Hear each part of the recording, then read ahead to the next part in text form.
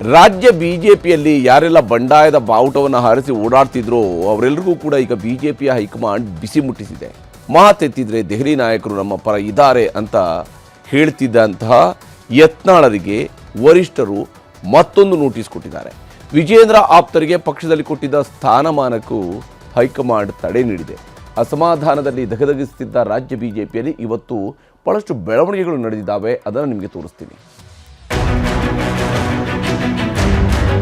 ಪಕ್ಷದ ಎಲ್ಲ ನಿಷ್ಠಾವಂತ ಮುಖಂಡರು ಚರ್ಚೆ ಮಾಡ್ಬೋದು.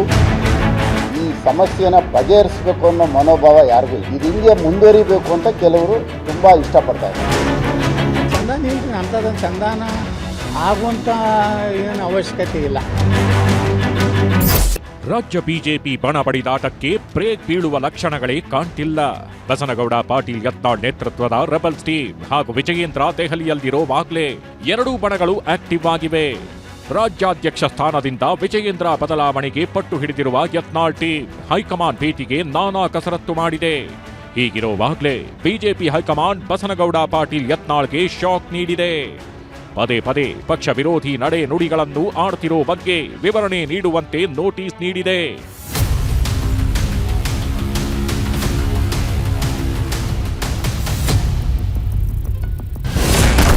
ಕೇಂದ್ರೀಯ ಶಿಸ್ತು ಸಮಿತಿ ಶೋಕಾಸ್ ನೋಟಿಸ್.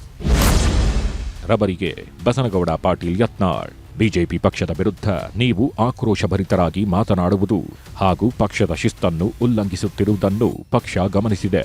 ಬಿಜೆಪಿ ಪಕ್ಷದ ಸಂವಿಧಾನ ನೀತಿ ನಿಯಮಾವಳಿಗಳಿಗೆ ಧಕ್ಕೆಯಾಗುವ ರೀತಿಯ ನಡೆ ನಿಮ್ಮದಾಗಿದೆ. ಈ ಹಿಂದೆಯೂ ನೀಡಿದ ನೋಟಿಸ್ಗೆ ಉತ್ತರಿಸಿದ್ದು ಪಕ್ಷದ ಚೌಕಟ್ಟಿನಲ್ಲೇ ನಡೆದುಕೊಂಡು ಹೋಗುತ್ತೇನೆ ಎಂಬ ನಿಮ್ಮ ಆಶ್ವಾಸನೆಗಳಿಗೆ ತದ್ವಿರುದ್ಧವಾಗಿ ನಡೆದುಕೊಳ್ಳುತ್ತಿದ್ದೀರಿ. ನಿಮ್ಮ ವಿರುದ್ಧ ಪಕ್ಷ ಯಾಕೆ ಕ್ರಮ ಕೈಗೊಳ್ಳಬಾರದು ಎಂಬುದಕ್ಕೆ ವಿವರಣೆ ನೀಡಿ. ಈ ನೋಟಿಸ್ ಸಿಕ್ಕ 72 ಗಂಟೆಗಳಲ್ಲೇ ಶಿಸ್ತು ಸಮಿತಿಗೆ ವಿವರಣೆ ನೀಡಿ. 72 ಗಂಟೆಯೊಳಗೆ ವಿವರಣೆ ನೀಡದಿದ್ದರೆ ನಿಮ್ಮ ವಿರುದ್ಧ ಶಿಸ್ತು ಕ್ರಮ ಕೈಗೊಳ್ಳಲು ಪಕ್ಷದ ಹೈಕಮಾಂಡ್ಗೆ ಶಿಫಾರಸು ಮಾಡಲಾಗುವುದು. ಓಂ ಪಾಠಕ್, ಸದಸ್ಯ, ಕೇಂದ್ರೀಯ ಶಿಸ್ತು ಸಮಿತಿ.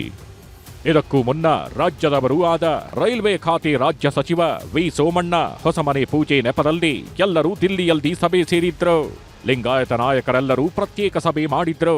ಸಭೆಯಲ್ಲಿ ವಿ ಸೋಮಣ್ಣ, ಬಸವರಾಜ ಬೊಮ್ಮಾಯಿ, ಮುರುಗೇಶ್ ನಿರಾಣಿ, ಮಹೇಶ್ ಕುಮಟಳ್ಳಿ, ಅರವಿಂದ್ ಬೆಲ್ಲರ್, ಪಿಪಿ ಹರೀಶ್, ಎನ್ಆರ್ ಸಂತೋಷ್ ಭಾಗಿಯಾಗಿದ್ರು.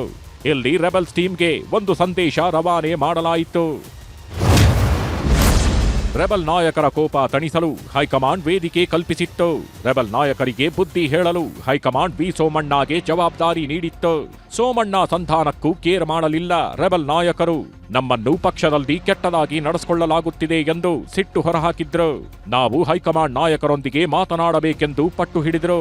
ಆದ್ರೆ ವಿ ಸೋಮಣ್ಣ ಮನೆಯಿಂದ ಹೊರಬಂದ್ಮೇಲೆ ಹೇಳಿದ್ದೇ ಬೇರೆ. ರೆಬಲ್ಸ್ ವಿಶ್ವಾಸ ಪಡೆದೆ ರಾಜ್ಯಾಧ್ಯಕ್ಷರ ಆಯ್ಕೆ ಮಾಡುತ್ತೇವೆ. ರಾಜ್ಯಾಧ್ಯಕ್ಷರ ಬಗ್ಗೆ ಮುಂದಿನ ದಿನಗಳಲ್ಲಿ ಚರ್ಚೆ ಮಾಡ್ತೀವಿ. ಯಾವುದೇ ತರಾತುರಿ ಆಯ್ಕೆ ಇಲ್ಲ ಎಂಬ ಸಂದೇಶ ರವಾನೆಯಾಗಿದೆಯಂತೆ. ಯಾವುದೇ ಗಡಿಬಿಡಿ ಬೇಡ, ಗೊಂದಲ ಆಗೋದು ಬೇಡ. ನಾವು ಎಲ್ಲರ ವಿಶ್ವಾಸವನ್ನ ತೆಗೆದುಕೊಂಡು ರಾಜ್ಯಾಧ್ಯಕ್ಷರ ನೇಮಕ ಮಾಡ್ತೇವೆ ಎಂಬ ಭರವಸೆ ನೀಡಿದ್ದಾರಂತೆ. ಕರ್ನಾಟಕದ ಪರಿಸ್ಥಿತಿ ಹಿನ್ನೆಲೆ ತೆಗೆದುಕೊಂಡೇ ನಿರ್ಣಯ ಮಾಡ್ತೇವೆ. ರಾಜ್ಯಾಧ್ಯಕ್ಷರ ಆಯ್ಕೆಯ ಚರ್ಚೆಗಾಗಿ ಮತ್ತೊಂದು ವೇದಿಕೆ ಕೊಡ್ತೇವೆ. ಮುಂದೊಂದು ದಿನ ದೆಹಲಿಗೆ ಕರೆಸಿ ಚರ್ಚೆ ಮಾಡೇ ತೀರ್ಮಾನ ಮಾಡ್ತೇವೆ ಎಂದು ಹೇಳಿದ್ದಾರಂತೆ. ರಾಜ್ಯಾಧ್ಯಕ್ಷರ ಬದಲಾವಣೆ ವಿಚಾರವನ್ನು ಹೈಕಮಾಂಡ್ ಗಂಭೀರವಾಗಿ ಪರಿಗಣಿಸಿದೆ.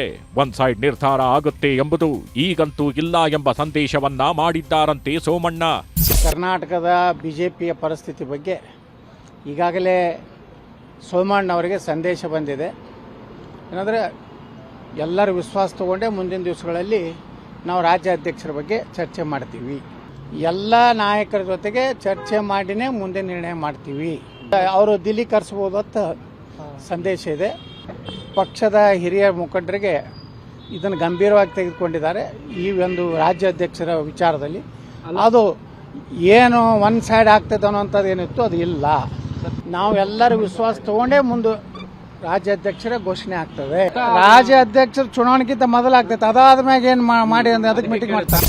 ದೆಹಲಿಯ ಸೋಮಣ್ಣ ಮನೆಯ ಸಭೆಗೆ ಹೋಗುವ ಮುನ್ನವೂ ವಿಜಯೇಂದ್ರ ವಿರುದ್ಧ ವಾಗ್ದಾಳಿ ನಡೆಸಿದ್ರು ಯತ್ನಾಳ್. ಏನು ಸಂಧಾನ ಇಲ್ರಿ, ಅಂಥದ್ದೊಂದು ಸಂಧಾನ ಆಗುವಂಥ ಏನು ಅವಶ್ಯಕತೆ ಇಲ್ಲ. ಪಕ್ಷಕ್ಕೆ ಹೊಸ ಒಂದು ಚೈತನ್ಯ ತುಂಬುವಂಥ ಕೆಲಸ ಆಗಬೇಕು. ಅವ್ರು ಟೆನ್ಷನ್ ಆಗಿ ನನಗೆ ಗೊತ್ತಿಲ್ಲ, ಆದ್ರೆ ನಾವು ರಾಷ್ಟ್ರೀಯ ಅಧ್ಯಕ್ಷರಿಗೆ ಮೆನ್ಷನ್ ಮಾಡ್ಲಿಕ್ಕೆ ಬಂದಿದ್ದೀವಿ. ಎಲ್ಲರೂ ನಮ್ಮ ಒಂದು ವಿಚಾರಕ್ಕೆ ಸಹಮತಿದ್ದಾರೆ. ನಾವು ಅಷ್ಟೇ ಕಾನ್ಫಿಡೆಂಟ್ ಇದ್ದೀವಿ, ನಾವು ಅಷ್ಟೇನು ಭಯಭೀತರಾಗಿಲ್ಲ. ಏನಪ್ಪ ಅಂತೇಳಿ ನಾವು ಕಾನ್ಫಿಡೆಂಟ್ ಇದೀವಿ. ಹೈಕಮಾಂಡ್ ನಮ್ಮ ಅಂತಿಮ ಬಾಸ್. ನಾವು ವಿಶ್ವಾಸದ ಆಧಾರದ ಮೇಲೆ ಪಕ್ಷದ ಕಾರ್ಯಕರ್ತರು ಹೊರತು ಅಡ್ಜಸ್ಟ್ಮೆಂಟ್ ಗಿರಕಿಗಳ ಅಲ್ಲ. ಈ ಮಧ್ಯೆ ರಾಜ್ಯ ಬಿಜೆಪಿ ಜಗಳದ ಬಗ್ಗೆ ರಾಜ್ಯ ನಾಯಕರು ಅಸಮಾಧಾನ ಹೊರಹಾಕಿದ್ದಾರೆ. ಒಂದು ಗುಂಪು ನಮ್ಮ ಪಕ್ಷದಲ್ಲೇ ಹಿರಿಯರು ಯತ್ನಾಳ್ ಅವರು ನಮ್ಮ ರಾಜ್ಯಾಧ್ಯಕ್ಷರ ಬಗ್ಗೆ ವಿರೋಧದ ಹೇಳಿಕೆಗಳು ಕೊಡ್ತಾ ಇದ್ರು ಸಹ ನಮ್ಮ ಪಕ್ಷದ ಕೆಲವು ಮುಖಂಡರುಗಳು, ನಮ್ಮ ರಾಜ್ಯದ ಮುಖಂಡರುಗಳು ಅವ್ರ ಜೊತೆ ಚರ್ಚೆ ಮಾಡಿ, ಇವ್ರ ಜೊತೆ ಚರ್ಚೆ ಮಾಡಿ ಇಬ್ಬರನ್ನು ಒಟ್ಟಿಗೆ ಕುಂಡ್ರಿಸುವಂಥದ್ದಾಗಲಿ ಅಥವಾ ನೀವು ಈ ರೀತಿ ಮಾತಾಡಿದ್ರೆ ಪಕ್ಷಕ್ಕೆ ಮುಜುಗರ ಆಗತ್ತೆ ಅನ್ನೋದಾಗಲಿ ಯಾವುದೂ ಸಹ ಒಂದು ಕೆಲಸನೂ ಮಾಡದೆ ಈ ಸಮಸ್ಯೆನ ಬಗೆಹರಿಸಬೇಕು ಅನ್ನೋ ಮನೋಭಾವ ಯಾರಿಗೂ ಇಲ್ಲ.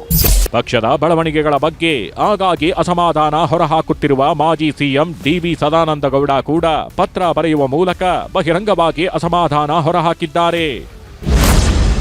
ಪಕ್ಷ ಸಂಘಟನೆ, ಜನಪರ ರಾಜಕೀಯ, ಬೂತ್ ಮಟ್ಟದ ತಂತ್ರ, ನಾಯಕತ್ವದಿಂದಲೇ ದೆಹಲಿ ಗೆಲುವಾಗಿದೆ. ಆದರೆ ಕರ್ನಾಟಕದಲ್ಲಿ ಇದಕ್ಕೆ ತದ್ವಿರುದ್ಧವಾದ ಸ್ಥಿತಿ ಇದೆ. ಆಂತರಿಕ ಕಲಹ, ಸಂಘಟನಾತ್ಮಕ ದೌರ್ಬಲ್ಯವಿದೆ. ಗುಂಪು ರಾಜಕಾರಣದಿಂದ ಕಾರ್ಯಕರ್ತರಲ್ಲಿ ಅಸಮಾಧಾನವಿದೆ. ಸ್ವಂತ ರಾಜಕೀಯ ಲಾಭಕ್ಕೆ ಒಡಕುಂಟು ಮಾಡಲಾಗ್ತಿದೆ. ಒಡಕು ಸರಿಪಡಿಸದೇ ಹೋದ್ರೆ ಚುನಾವಣೆಯಲ್ಲಿ ಕಠಿಣ ಸವಾಲು ಎದುರಿಸಬೇಕಾಗುತ್ತೆ. ಪಕ್ಷದ ಯಶಸ್ಸು ಯಾರೊಬ್ಬರ ಸಾಧನೆಯಲ್ಲ. ಪಕ್ಷ ಬಲಿಷ್ಠವಾಗಬೇಕಾದ್ರೆ ಎಲ್ಲ ನಾಯಕರು ಒಗ್ಗೂಡಬೇಕು. ಪಕ್ಷದ ಹಿತಾಸಕ್ತಿ ಮೊದಲಿಗಿಟ್ಟು ಎಲ್ಲರೂ ಒಗ್ಗೂಡಬೇಕು. ಪಕ್ಷದ ಒಳಾಂಗಣ ಶುದ್ಧವಾಗಬೇಕು ಎಂದು ಸಂದೇಶ ರವಾನೆ ಮಾಡಿದ್ದಾರೆ ಸದಾನಂದಗೌಡರು.